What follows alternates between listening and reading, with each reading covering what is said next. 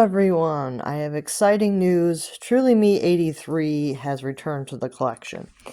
Now 83 was a doll that I had a hard time parting with, and I really was sad when I had to part with her because she was really a cute doll. I did decide to keep 115 over her, and then I kind of regretted it because I noticed how expensive this one was on the secondary market. I was like, oh, I made a pretty bad mistake because at the time 115 was still available and she was going on sale in and out of sales, and I was like, I kind of made a really bad mistake. And I really wanted my doll back, so I was looking for another 83, and I actually did have some great luck. I was able to get an 83 online. And just a disclaimer, I did get her from Shop Goodwill, same with the Sparkle Ballerina, but I don't consider that thrifting.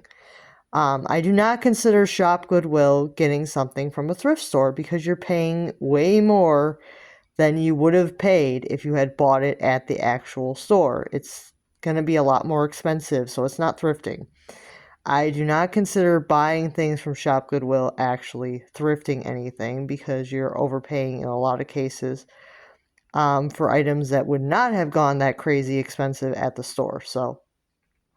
And part of that is because people go nuts with the bids and they make people pay outrageous prices for dolls, which I don't really care for Shop Goodwill in some cases because stuff goes for crazy money because there's a lot of rich people shopping on Shop Goodwill and they're ruining it for people. So yeah, the rich people on that site ruin it for a lot of people because they will pay outrageous prices for dolls, especially the CYOs will pay outrageous prices for them.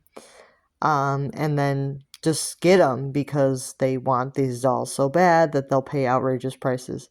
Especially if something's discontinued, it usually goes for outrageous, ridiculous price.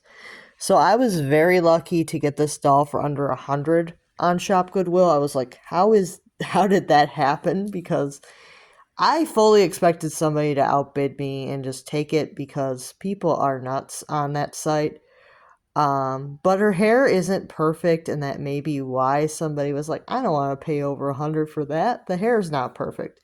So there's going to be people that are not going to want to pay a lot of money for a doll if they don't think, it's exactly what they want. Like some people are very, very picky, especially some of these rich bidders that pay like tons of money anyway. They're picky and they don't always want a doll that doesn't have absolutely perfect hair. And that's even some collectors that don't want to spend a lot of money, still don't want dolls with not perfect hair. So I will disclaim that this one does not have perfect hair. You can see that she has a couple curls that are a little mushed. They're not horribly bad, they're just a little mushed, and the hair's a little slightly dry, especially on these two curls in the front. It's a little dry and stuff. And you can see that some of the curls are in pretty decent shape. I would say that most are. It's just like there's a couple that are a little mushed. And I thought for the price, it really isn't that bad. If I wanted one with absolutely perfect hair, I'd be paying like over $200.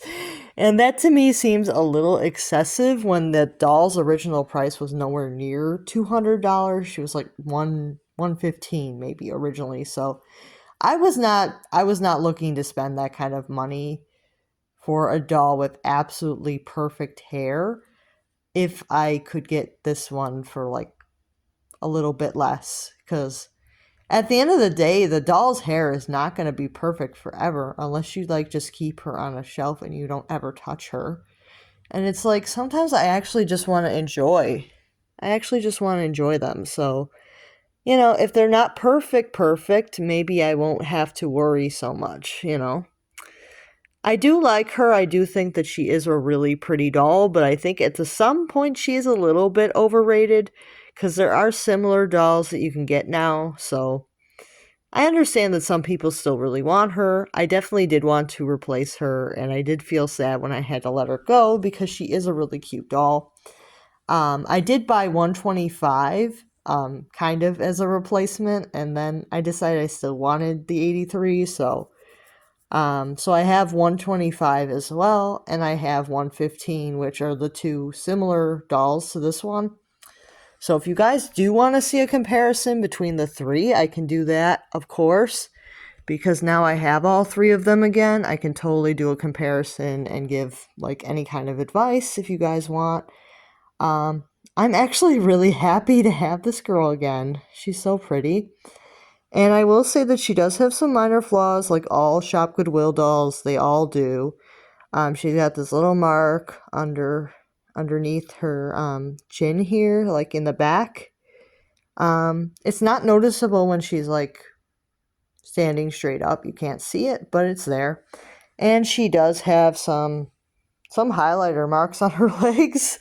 So she's not perfect at all, but the hair is actually pretty decent, I would say, and I think for the price, she's not that bad. I didn't really do much with the hair. It actually was this good when I got her, so yeah, she's pretty good doll. Um, as long as you don't take a brush to her hair, she should be fine. But I will say, like, 83 is one that is pretty expensive on the secondary market. Like, I've seen like ones for 200, 300.